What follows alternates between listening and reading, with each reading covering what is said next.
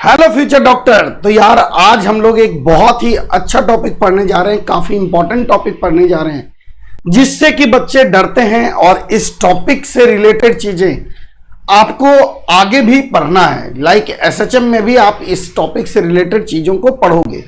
तो that topic is called spring force. बच्चे आपने अपने लाइफ में स्प्रिंग पक्का देखा होगा। पेन को पुट पट किए हो उसमें स्प्रिंग होता है। जैक को देखे होगे जिससे कि गाड़ी को लिफ्ट किया जाता है, उसमें स्प्रिंग होता है। तो स्प्रिंग इज एवरीवेयर, तुम बहुत जगह पे यूज किए होगे। तो स्प्रिंग बेसिकली हमारे सिस्टम को यानी कि हमारे काम को आसान कर देता है। तो आज हम पढ़ने वाले हैं इस फोर्स के बारे में, लास्ट तक जरूर देखें क्योंकि आज के बाद स्प्रिंग आपका फेवरेट टॉपिक हो जाएगा। तो बच्चे स्प्रिंग फोर्स में सबसे पहली बात यह पढ़ना है हमें कि अगर यह स्प्रिंग नेचुरल लेंथ पोजीशन में होता है तो ऑब्वियसली स्प्रिंग कोई फोर्स नहीं लगाता है। अगर मैं इस ब्लॉक को इधर ले आऊं, इधर डिस्प्लेस कर दूं तो इस पे स्प्रिंग फोर्स लगने लगेगा। What will be the direction of spring force? Spring इसको अपनी तरफ इधर खींचेगा। ठीक है बच्चे, अगर मैं मान लो इस ब्लॉक को इधर लेके चला जाऊं तो स्प्रिंग इस पे किधर धक्का लगाएगा? स्प्रिंग इसको इधर पुश करेगा।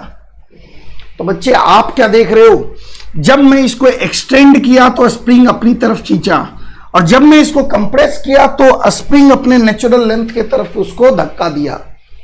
यानी स्प्रिंग फोर्स की ऑलवेज टेंडेंसी होती है कि वो अपने इक्विलिब्रियम पोजीशन, अपने मीन पोजीशन में आ जाए। हमेशा चाहता है हम अपने नेचुरल लेंथ को अचीव कर लें। ठीक है बेटा, वो फोर्स उसी अकॉर्डिंग लगाता है। And such type of force is called restoring force. ऐसे ही फोर्स को बेसिकली हम लोग क्या बोलते हैं बच्चे? रीस्टोरिंग फोर्स के नाम से जानते हैं कि भाई इसमें अगर मैंने इधर रख दिया तो रीस्टोर हो गया फोर्स, और वो फोर्स इधर ही उसको ले जाना चाहा, और इसको मैंने अगर कंप्रेस किया तो वापस फोर्स उल्टा डायरेक्शन में लगा और उसको मीन पोजीशन में लाने की कोशिश किया। ठीक है बच्चे, तो स्प्रिंग की हमेशा ये टेंडेंसी होती है कि it applies force in such a way so that it always has tendency to regain its original shape. ठीक है, this is the property of spring. तो आगे बढ़ते हैं, हम लोग पढ़ते हैं कि स्प्रिंग फोर्स आखिर लगता कितना है। तो बच्चे आपने एक बात देखा यार कि स्प्रिंग, मैंने इधर डिस्प्लेसमेंट दिया पॉजिटिव में तो फोर्स इसके उल्टा डायरेक्शन में लगा। डिस्प्लेसमेंट मैंने निगेटिव में दिया तो फोर्स देख पॉजिटिव डायरेक्शन में लगा, उल्टा डायरेक्शन में लगा। यानी कि बच्चे हम ये गारंटी के साथ कह सकते हैं कि force by spring is proportional to minus of x. क्योंकि फोर्स भी वेक्टर है, एक्स भी वेक्टर है, उसके उल्टा डायरेक्शन में लग रहा है, इसलिए माइनस साइन हम लोग देते हैं। और बच्चे जितना ज्यादा हम एक्सटेंड करेंगे और जितना ज्यादा हम कंप्रेस करेंगे स्प्रिंग फोर्स की वैल्यू उतना ही ज्यादा होगी। ठीक है, तो स्प्रिंग फोर्स की वैल्यू जो होती है वो किसके बराबर होती है बताइए? माइनस ऑफ के एक्स के बराबर होती है। के इज कॉल्ड स्प्रिंग कांस्टेंट। के को हम लोग क्या बोलते हैं बच्चे? के को हम लोग बोलते हैं भाई स्प्रिंग कांस्टेंट, जो कि स्प्रिंग के कॉन्फ़िगरेशन पे डिपेंड करता है, उसके लेंथ पे डिपेंड करता है, उसके एरिया पे डिपेंड करता है, उसमें कितने नंबर ऑफ टर्न्स हैं उस पे डिपेंड करता है। ठीक है, तो स्प्रिंग फोर्स की वैल्यू माइनस ऑफ के एक्स के बराबर होता है भैया। माइनस साइन क्या बताता है? माइनस साइन ये बताता है कि जिधर तुम डिस्प्लेस करेगा उसके उल्टा डायरेक्शन में फोर्स लगेगा। चल आगे बढ़ते हैं। तो ये देखिए स्प्रिंग फोर्स है भाई, उसके स्प्रिंग कांस्टेंट की एसआई यूनिट न्यूटन पर मीटर के बराबर होगा। चलिए तो आगे बढ़ते हैं हम लोग। निगेटिव साइन ये बताता है कि फोर्स डिस्प्लेसमेंट के उल्टा डायरेक्शन में लगेगा। तो बच्चे एक सवाल उठाते हैं हम लोग। तो 5 kg को इक्विलिब्रियम पोजीशन में रखा गया है, रेस्ट पे है। ऑब्वियसली स्प्रिंग में इलोंगेशन आएगा, कितने का इलोंगेशन आएगा ये पूछा है। तो इसका फ्री बॉडी डायग्राम बना देंगे। तो 50 न्यूटन ग्रेविटी नीचे लग रहा होगा और ऊपर स्प्रिंग अपनी तरफ पुल कर रहा होगा के एक्स से। स्प्रिंग फोर्स विल बी के एक्स। बच्चे सोचेंगे सर माइनस के एक्स, अरे मैं जब डायरेक्शन दे ही दिया तो माइनस लगाने की कोई जरूरत नहीं है। अगर ये इक्विलिब्रियम में है तो के एक्स की वैल्यू कितनी होनी चाहिए बताइए? 50 के बराबर। ऊपर वाला फोर्स नीचे वाला फोर्स सेम हो जाएगा। के की वैल्यू 100 दे रखा है, एक्स की वैल्यू नहीं पता है, दैट इज इक्वल टू 50, तो x will be equal to 0.5 metre.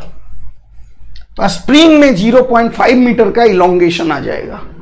ठीक है, चलो आगे बढ़ते हैं। तो बच्चे एक और सवाल मैं आपके सामने लाया हूं, इसमें आप देखें कि दो स्प्रिंग है, स्प्रिंग 1 स्प्रिंग 2, और इस ऑब्जेक्ट को नेचुरल पोजीशन से 2 kg का ऑब्जेक्ट है, नेचुरल पोजीशन से 1 मीटर राइट में सरका दिया गया, अरे 1 मीटर राइट में शिफ्ट कर दिया गया। बोल रहा है वहां से छोड़ेंगे तो एक्सेलरेशन कितना होगा। तो बच्चे फ्री बॉडी डायग्राम बना लेंगे वहां पे। अगर मैं इस 2 kg को 1 मीटर इधर लेके गया तो इसमें कंप्रेशन आएगा और इसमें एक्सटेंशन आएगा। अगर इसमें कंप्रेशन आएगा तो ये इसको इधर धक्का देगा, कितने से, kx से। अरे, और इसमें अगर एक्सटेंशन आएगा तो ये इसको इधर धक्का देगा, मतलब इधर पुल करेगा, कितने से, k इंटू एक्स से। तो बेटा इस पे टोटल फोर्स कितना लग गया, इस पे टोटल फोर्स की वैल्यू हो गई 20x plus 10x, that is 30x। Force is equal to mass into acceleration. 30 into x की वैल्यू 1 मीटर दे रखा है, अरे extension x is equal to 1 meter दे रखा है, तो यहां से आपका वैल्यू आ जाएगा एक्सेलरेशन 15 मीटर पर सेकेंड स्क्वायर। ठीक है बेटा, पक्का मजेदार सवाल। आगे बढ़ते हैं। तो एक की पॉइंट मैं आपको बताने जा रहा हूं, बहुत ही इजी सा चीज है, देखिए इधर जल्दी से देखिए। जब भी किसी स्प्रिंग के बारे में जब हम पढ़ते हैं तो बी ए स्टडी आइडियल स्प्रिंग, हम स्प्रिंग को आइडियल कंसिडर करते हैं। आइडियल का मतलब क्या हुआ यहां पे, होशियार समझदार नहीं, अरे मासलेस। आइडियल का मतलब हुआ उसका मास लगभग 0 होता है। तो जब बच्चे अगर एक आइडियल स्प्रिंग को मैं स्ट्रिंग से कनेक्ट करूंगा, अगर मैं एक स्ट्रिंग से कनेक्ट करूंगा जिसका मास ऑलरेडी 0 है, तो दोनों में सेम फोर्स एक्सर्ट करने की क्षमता आ जाती है। इसका टेंशन और इसका स्प्रिंग फोर्स दोनों सेम हो जाता है, पक्का। Why, because they are massless. तो जो फोर्स ये एक्सर्ट करता है वही फोर्स ये एक्सर्ट करेगा, है ना बच्चे। तो टेंशन की वैल्यू स्प्रिंग फोर्स के बराबर हो जाता है। समझ में आ रही है बात, पक्का 100%। ठीक है बेटा, वेरी गुड, मजेदार। चलिए आगे बढ़ते हैं। तो बच्चे क्वेश्चन आपके सामने है। अब यहां पे देखें, यहां का टेंशन T होगा तो स्प्रिंग फोर्स Fs है, तो आई गारंटी कि Fs की वैल्यू T के बराबर होगा क्योंकि दोनों साथ में कनेक्टेड हैं। Now you have to find acceleration as well as you have to find elongation in the spring. तो बच्चे इस क्वेश्चन को आप करो सॉल्व खुद से। इसका एफबीडी बनाओ, इसका एफबीडी बनाओ। मान लो ये नीचे एक्सेलेरेट कर रहा है ए से, ये ऊपर एक्सेलेरेट कर रहा है ए से। बच्चे दो इक्वेशन उस पे लिखो, दोनों पे न्यूटन का इक्वेशन लिखो, आपको Fs की वैल्यू प्राप्त हो जाएगी। Once you get the value of Fs, right Fs is equal to kx, you will get the elongation in the spring. बच्चे x की वैल्यू फाइंड करो एंड कमेंट बॉक्स में जवाब दो, कमेंट बॉक्स में जवाब दो फटाफट। देखते कितने लोग आज सही जवाब दे पाते हो इस क्वेश्चन का। अगर है हिम्मत, अगर आपको ये कंसेप्ट क्लियर हो चुका है तो कमेंट बॉक्स में इसका जवाब आना चाहिए। जवाब दो, देखते कितने लोग इसका करेक्ट आंसर दे पाते हो। चलो नाउ अब स्प्रिंग फोर्स का एक फायदा उठाते हैं हम लोग एक तराजू बना लेते हैं जो कि स्प्रिंग बैलेंस कहलाता है। तुम देखे होगे इस टाइप का बैलेंस होता है। यहां पे क्या होता है बेटा, पॉइंटर लगा होता है, यहां पे मार्किंग की हुई रहती है, और जिस चीज को तौलना होता है ना उसको यहां ऐसे लटका दिया जाता है। तो बेसिकली स्प्रिंग फोर्स की रीडिंग होती क्या है, स्प्रिंग बैलेंस रीड क्या करता है, मास को नहीं। स्प्रिंग बैलेंस क्या रीड करता है, spring force divided by G को रीड करता है।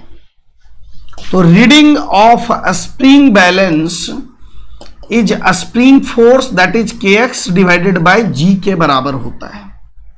ठीक है बेटा, kx डिवाइडेड बाय g के बराबर होता है। जैसे आप वहां पढ़े थे कि वेइंग मशीन की रीडिंग नॉर्मल बाय g होता है, वैसे ही भी स्प्रिंग बैलेंस की रीडिंग kx बाय g के बराबर होता है। ठीक है बच्चे, one more thing we should know about the spring, that is cutting of the spring.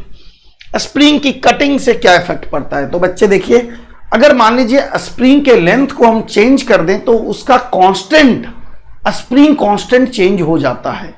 ठीक है, कैसे डिपेंड करता है? तो spring constant is inversely proportional to length of spring. याद रखिएगा, बहुत इंपॉर्टेंट है ये। अगर मान लीजिए मैं लेंथ ऑफ द स्प्रिंग को डबल कर दिया तो स्प्रिंग कांस्टेंट गेट हाफ, अगर लेंथ को मैं हाफ कर दिया तो स्प्रिंग कांस्टेंट गेट डबल।